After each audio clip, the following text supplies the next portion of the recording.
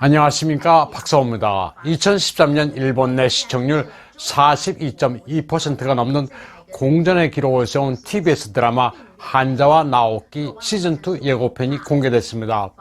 한국에서도 제법 두터운 팬층을 확보하고 있는 인기 드라마입니다. 이번 작품은 한자와 나오키가 도쿄 센트럴 증권의 부임에 벌어지는 이야기를 다룹니다. 그런데 주목할 만한 점이 있습니다. 우한 폐렴으로 각국이 중국과의 관계를 단절하는 상황에서 일본 엔터테인먼트 산업도 더 이상 중국의 눈치를 보지 않겠다는 기미가 역력합니다. 전 세계 증권 지수를 보여주는 전광판에 타이완의 청천백일기가 오성홍기, 홍콩 깃발과 함께 등장합니다.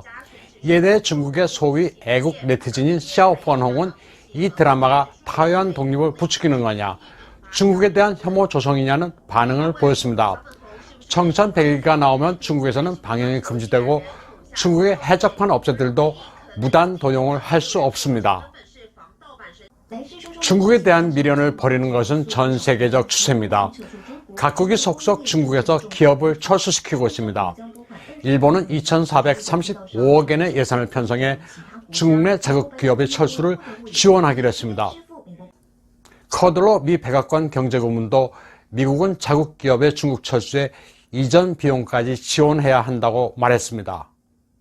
인도의 마힌드라도 지금까지 전 세계가 차이니즈 서플라이 체인을 글로벌 서플라이 체인으로 착각해 왔다고 지적했습니다. 심지어 타이완에서도 여권에 적힌 리퍼블릭 오브 차이나가 해외에서 중공으로 오인받는다면서 타이완으로 바꾸자는 여론이 일고 있습니다. 여론조사 결과 여기에 74%가 찬성하고 있습니다.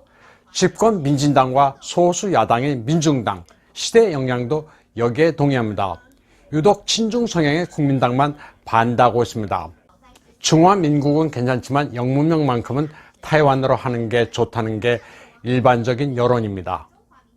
마스크 같은 의료 물자를 외국에 지원하면서 이를 운송하는 중화항공의 영문명 차이나 에어라인도 타이완 에어라인으로 바꾸자는 의견도 나오고 있습니다. 메이드 인 차이나의 정말을 가장 단적으로 보여주는 것은 저장성의 이후 도매시장입니다. 세계 최대의 소상품 도매시장으로 의류나 액세서리 등을 취급해온 곳입니다. 한국의 소상공인들도 구매단을 조직해 물건을 사오던 곳으로도 유명한 곳입니다. 수많은 상가가 거의 문을 닫았습니다. 영업을 하는 상가도 있지만 고객의 발길은 완전히 끊겼습니다. 조업 재개 명령에 따라 복귀한 직원들도 시장이 망한 것을 알고는 고향으로 돌아간 경우가 부지기수입니다. 이후 항구의 물류창고도 텅텅 비었습니다. 국제무역의 종말을 보여주는 것 같다는 게 현지인의 이야기입니다. 광저우에서는 한 의류 도매시장 상인들이 민생고에 항의하는 시위가 발생했습니다. 주목할 만한 것은 시위 방식입니다. 도로에 기물을 쌓아 바리케이드를 설치했는데 이는 홍콩의 반공 자유화 시위에서 흔히 보던 풍경입니다. 네티즌들은 드디어 홍콩의 민주화 바람이 바로 건너 광저우에 상륙했다고 이야기하고 있습니다. 광저우 길거리에서 자고 있는 아프리카 흑인들입니다. 30만 정도의 흑인들이 광저우에 거주하는데 전염병을 옮긴다는 이유로 여관에서도 받아주지 않습니다. 흑인들은 곳곳에서 순환을 당하고 있습니다. 공안에 체포되거나 식당에서도 쫓겨나기 일쑤입니다.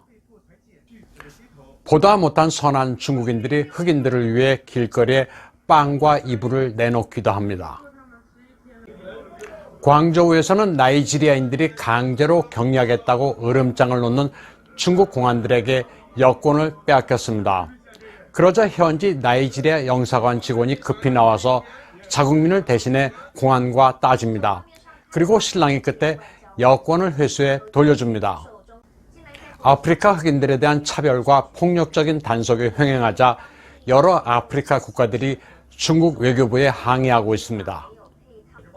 이런데도 중국 관영 CCTV는 손자병법 모공편 직이지피 백전불태를 인용해 시진핑을 칭송했습니다.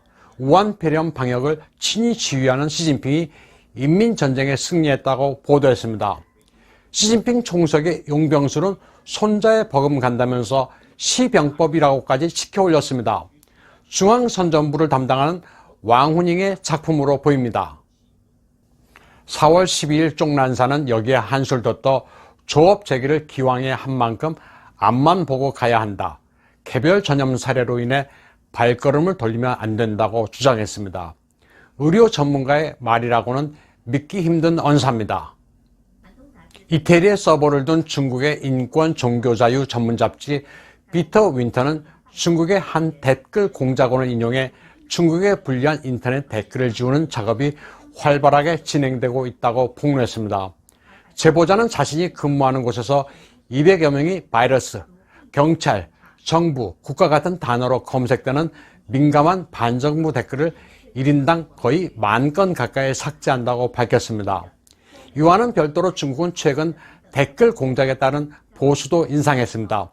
한 건당 2마오를 올려 앞으로는 우마오당이란 용어 대신 치마오당으로 불릴 것으로 보입니다. 대외 선전 공작에 열을 올리고 있는 중국은 인터넷 댓글 부대에 형무소 재소자들도 대거 동원하고 있는 것으로 전해지고 있습니다. 이들에게는 금전적 보수 대신 감형 혜택이 부여됩니다. 오늘 방송은 여기까지 하겠습니다.